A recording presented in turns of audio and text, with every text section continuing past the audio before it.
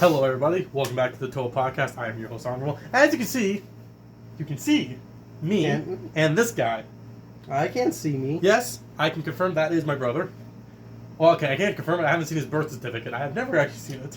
I'm just taking all my family at their word that this is my brother. You know, I want to say I've seen my birth certificate, but I really can't say for sure. I know where it would have been if we had it, but I can't actually say I've seen it. The sadness of life that we have not. I don't know. Is that a good thing or a bad thing? I don't know. I could be a completely different person for all I know. But that's fine. That's fine. This is Ek to my right, and I'm the lost T.O.A. Those are both within correct statements. They wouldn't know that. I feel like some of them might know the different voices, and also never half the people who watch these podcasts are people who know us. You're right. Half the people who watch us are the lost T.O.A. And... Okay, well, let's be honest. How one, you, General Pitbull, and X sometimes. So 4 people who watch them know what we look like. So it's like a quarter of basically the recent views on the videos.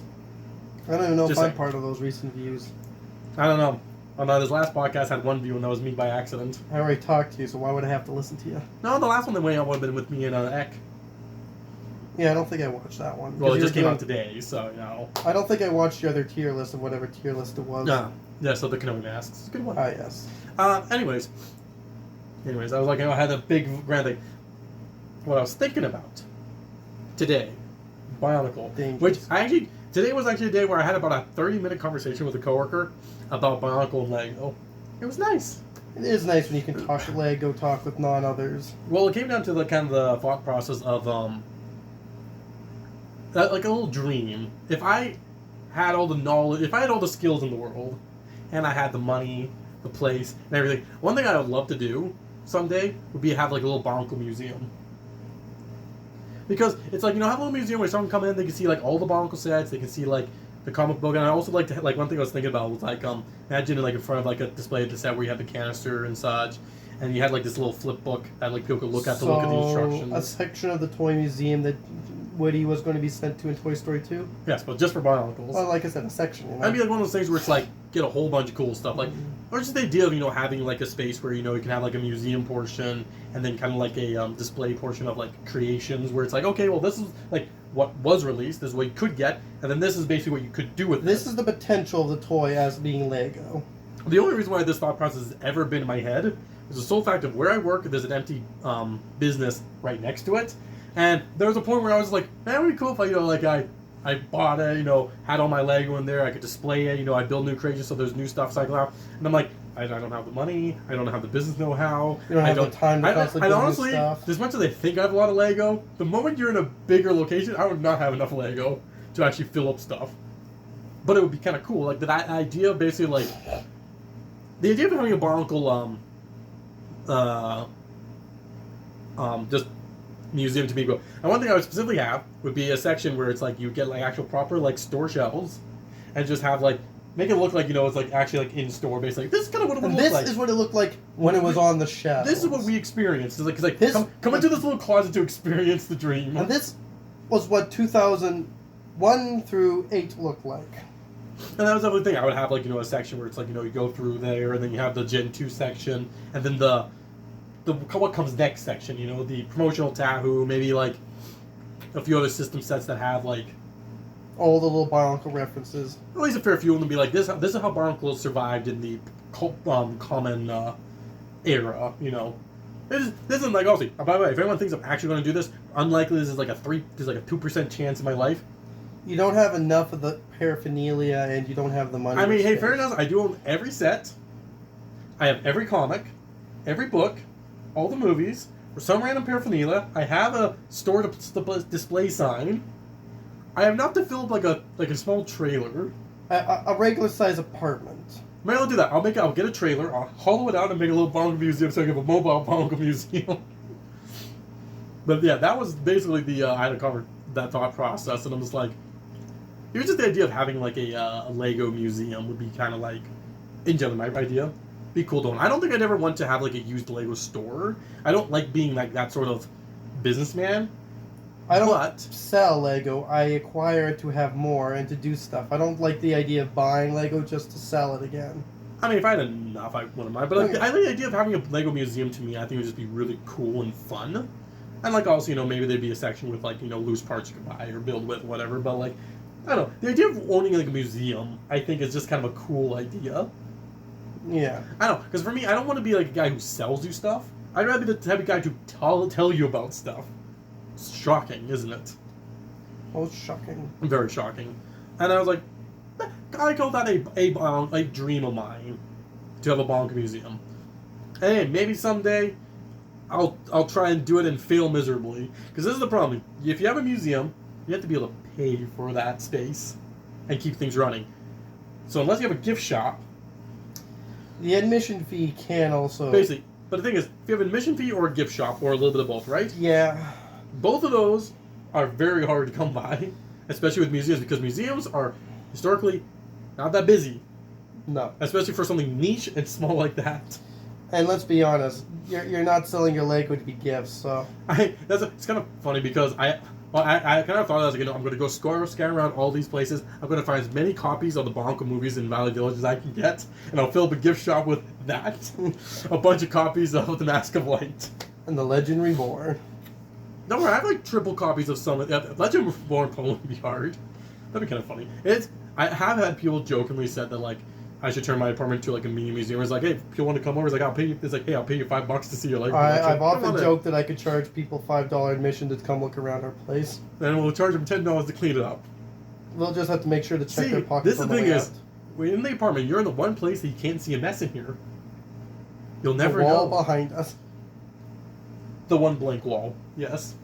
Which you can't even see. Actually, the walls in my room are blank, but that's just because I've never gone around to put up the posters I got. Actually, also with doing this in-camera stuff, what I might do is because you had a display sign that isn't going anywhere.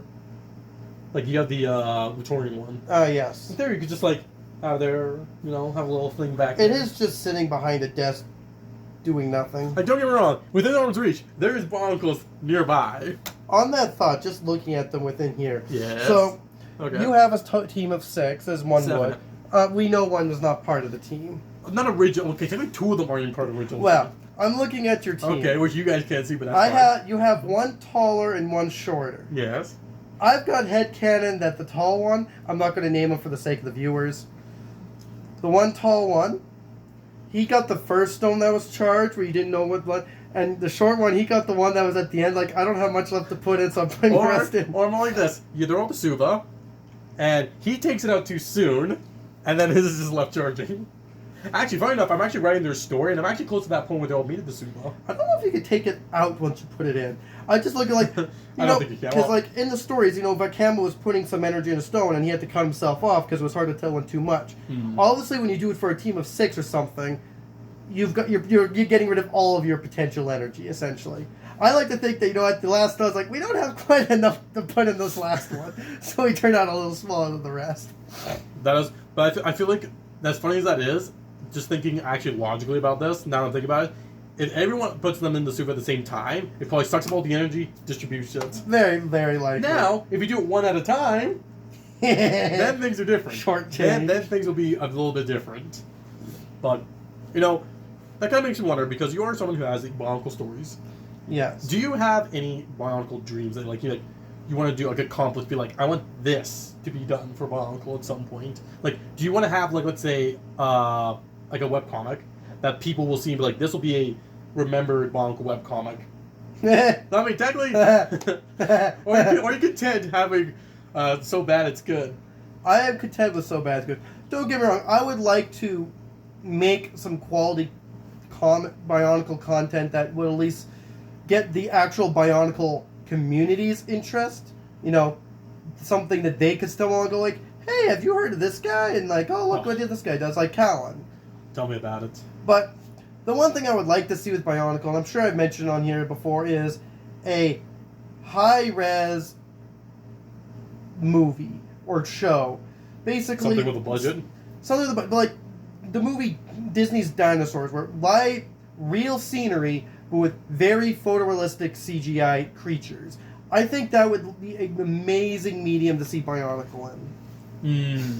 I think any franchise wants to have their own. No, I think some franchises actually work better in a more cartoonish or animated Okay, like style. I say, whether or not they know it, or whether or not they regret it or not, everyone wants their franchise, I think, to be in a big budget movie. To be fair, I don't know if At least they used to. I think over recent years, a lot of people might have backpedaled on that. though. In some ways, I almost want more just like a full-on TV series of Flash animation. Like, doesn't even have to be Bionicle, just Flash animation, but a good Flash animate, proper TV series Flash animation, and you could have dialogue, but if you just kept it with subtitles and the subtle sounds they make when they move, I would almost be just as happy with that. Ah, yes. Little subtle sounds of bobbing heads. See, one of these days, maybe I will try my hand to like a little bit of stop motion again. Maybe. This is why I've stuck with the medium This is the funny comics. thing is, when I still build, the back of my head go, can I pose you in case I need to use you in a video, sort of thing. Like, that has always been a thing where it's like, okay, can the head move? Can this do? How well can I make his fingers move? Like, despite never technically doing... Okay, I've only did a tiny bit of stop motion. That was like 10 years ago, and it's terrible. It's on the channel, so I don't know if you want to check it out, but don't. It's one of those things where it's like, I want to try. The time to story... The time ratio it would take to make the story and show the story is so far. That's why I've stuck with the medium of comics. It's a lot. You can break up your story into smaller sections so you can work on it. It might take longer to make than, like, say, writing a book, but because you're putting it out there, you're getting it out there over time, so it's a much slower burn, but it's consistent. But it's much more minimalistic than trying to stop motion, so I don't have to take every frame. I can just take a few quick pictures, throw some dialogue, and what could be a 30-second video that might take a month for you to make is like 30 comics across an entire month. One thing that I'm kind of like respect on you is you've actually managed to get your Bionicle story and lore out there to the people with your comic. I wouldn't really say there's much lore to it. Well, basically, the whole story, like, Orange Black, you got your story of your T.O.A, the Six, and such. Like, you have a story that you put out. And I would people have say... seen it, and, I mean, not a lot of people, but people have seen it. I would say out there. The way I did it, though, like, if I were to go back and do it again, I would redo it. Obviously, I'd put a little more effort into backdrops, trying to make it a little less obvious that it's a couch. What? It's okay, couch. It's okay. Well, not this couch, the other couch. Still, it's okay. But it's okay. I would definitely try to be a little more cohesive. I could definitely say I could do it a lot better. Because this is also things like different chapters were pulled from different games we had. I mean, yeah. And like the games, we tried to sew them together into some sort of cohesion. But like the chapter where we go to see Barra Magna and I take my twist on Barra Magna, I think it really could have lent itself better to a little more build-up. What's build? What do you mean? What is a build-up? That's exactly my point. It's like, don't get me wrong. I'm not like lamenting how I did this. Its quality is still pretty poor. It's really the poorest of all my webcomics, but it's partially the medium that it is. But I'm like, you know what? It's what it is. But, I don't mind it. Like I said, at the end of the day, you've put it out there. I have written like a collection of short stories, several short stories for stuff, and as far as where I'm going outside of you siblings, and to some degree, I've given the links to a couple other people to read. I don't know if they have. No one else has really read the stories. And don't get me wrong, in a perfect world, I would love to have a stop motion series portraying these stories. That's never going to happen because that's way too much time and effort. And Bionicles on set. I am not opposed Backdrops to taking still images and kind of doing like a slideshow narration sort of story, storytelling. But you've actually done that.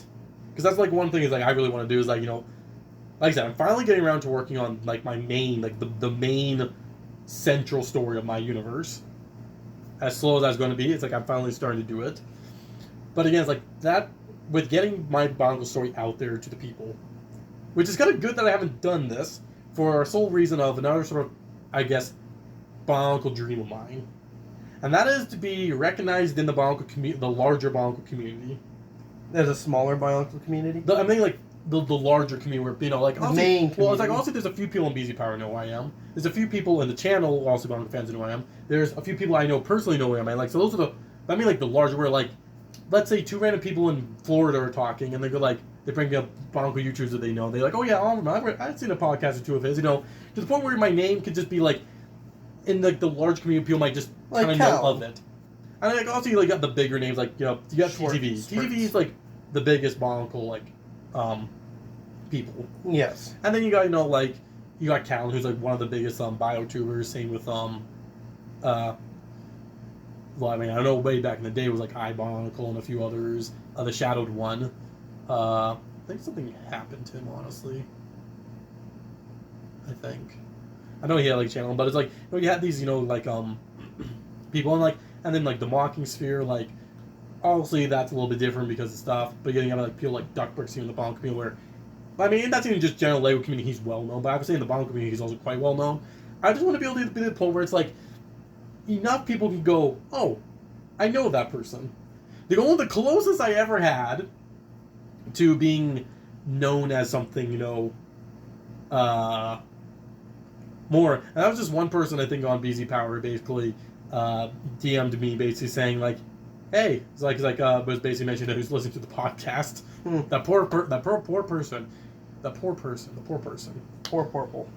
And I mean, there was one time on the Discord. It was right after Greg got fired, so I had made a Taraga mock. Yeah. He made a Taraga mock. I made a Taraga mock. We all made Taraga mocks. Yes, I made a Taraga mock. I made a Thorin mock, and I made a. So I posted them on Flickr, but I didn't post them on I think the actual forum or at least on the Discord, and someone else shared it saying like, hey, someone made a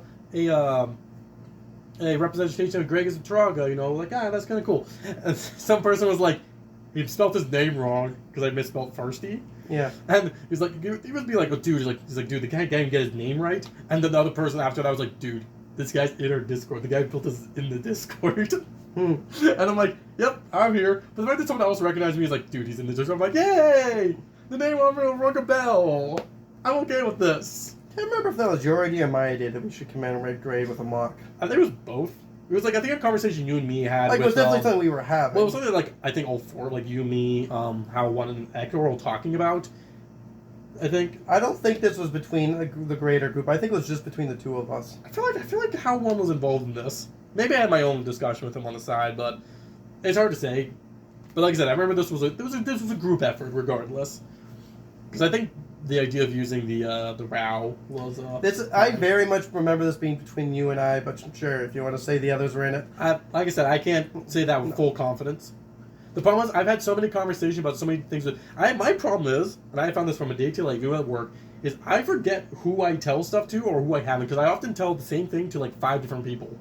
See, this is where I'm the more trustworthy source now, because I don't tell this to anyone else. However, this thing is, usually between you, me, and Ek, and there's a memory of something we have, me and Ek remember the same thing, and you remember something different, so that's 2-to-1 ratio. Except when it's me and Ek remember something and you don't remember it. How many times did that happen? I'm pretty sure it happened in any... You can kind of slice the cake anyway. The two of us remember it this way and one I else remember doesn't. me and Ek usually agree on more stuff than you, though. Of course you're going to remember the stuff that you remember. Of course I'm going to remember. I can't pick these stuff up off the top of my head, so I can't give any examples, but like I said, that was just a funny moment on the Discord where I'm just like, okay, yay, someone actually recognized my name and saw me in the builder. I'm like, it's small, but it's like, I like this. I just want to be able to get a mock out there that I'm proud of and be like, it'll either get recognized on the Brothers Brick or, like someone like Ben Causey who actually showcases mocks. This thing is, I would love to have, be on like someone like a mock showcase like Ben Causey.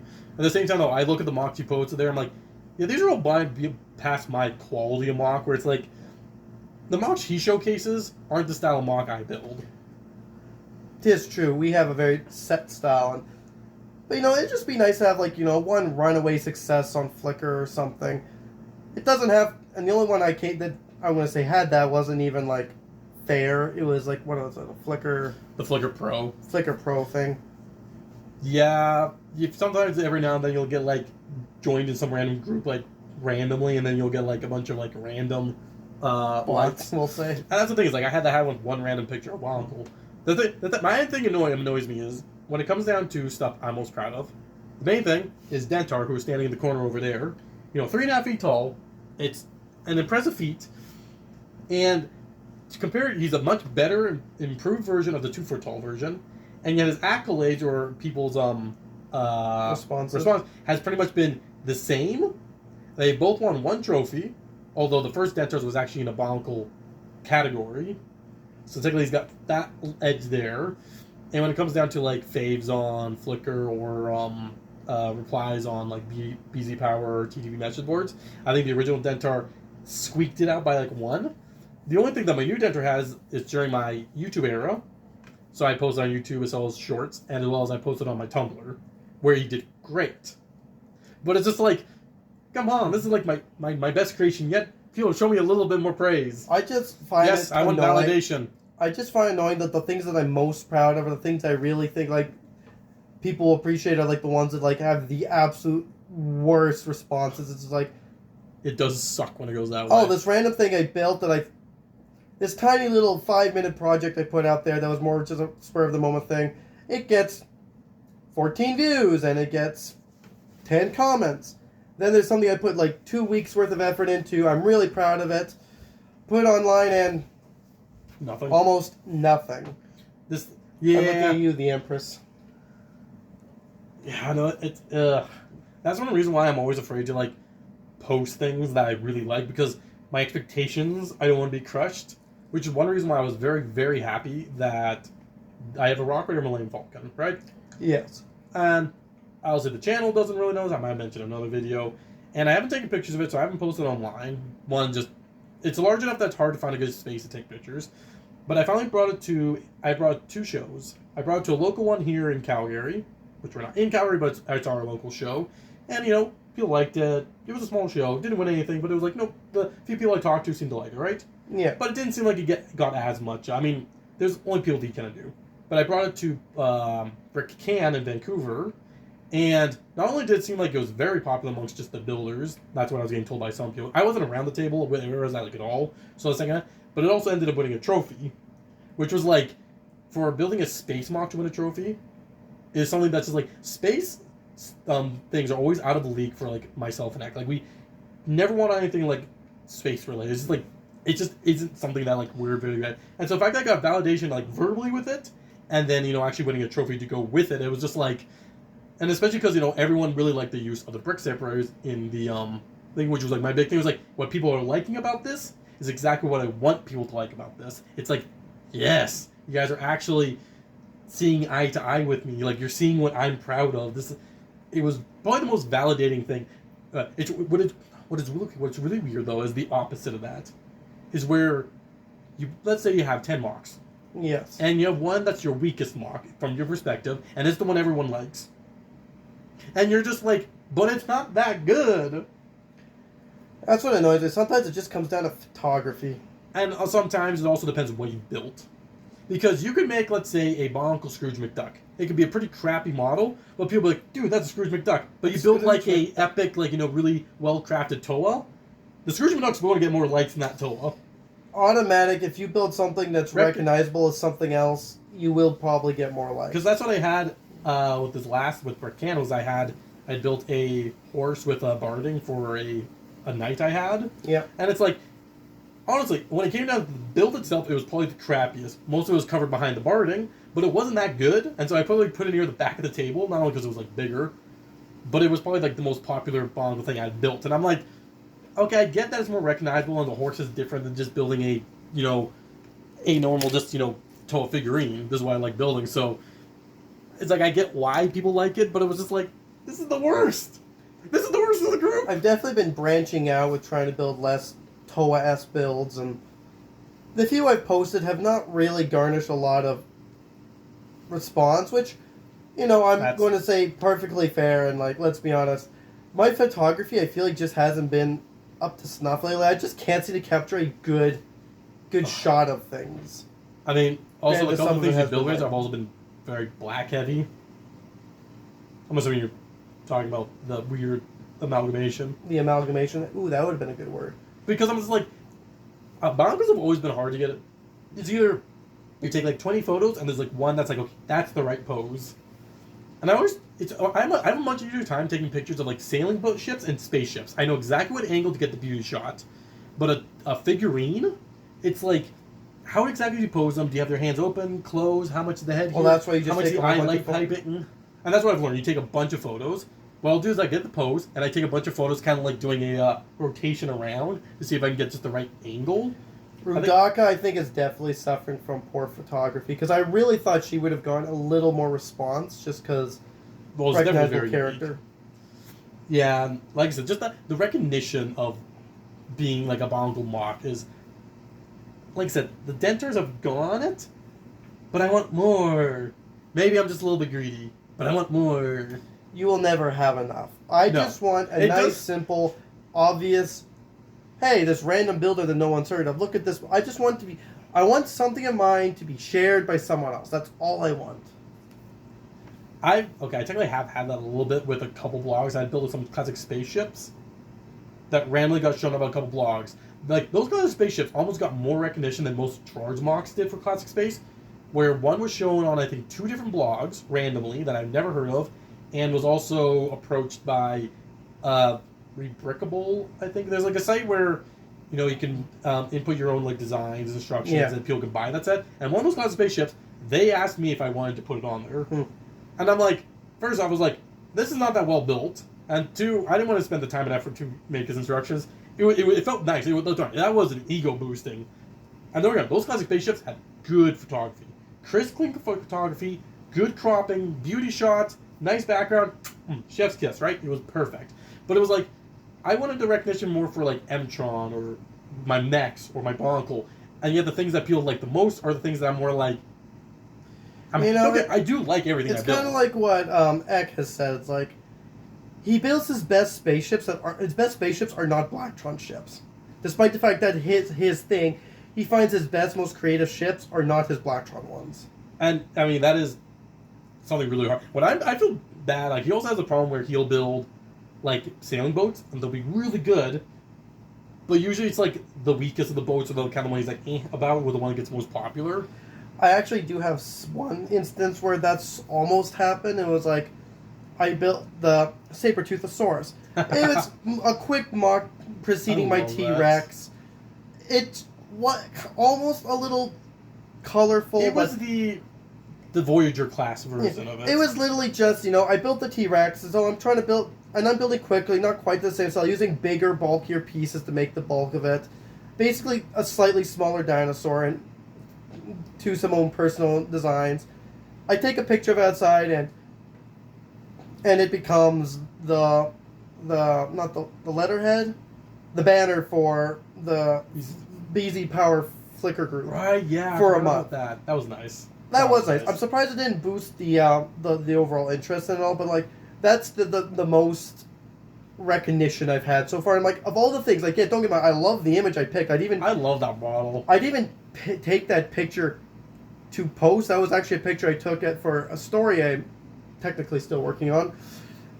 But I'm like, this is a nice picture, and I guess I haven't showcased this mock, and I don't think the mock is that good. Like, it's got charm I for think sure. it's quite good. It's got charm, but we're not called a the quality T-Rex mock. is a superior model, and that's more of a impressive feat. The T-Rex Although- definitely doesn't have the best image, but it is the one mock where I say that I really was proud of, and for the amount of And fairness, likes I've gone Flickr, it actually Saber-Tooth has slightly better, it has more colors that pop a bit more.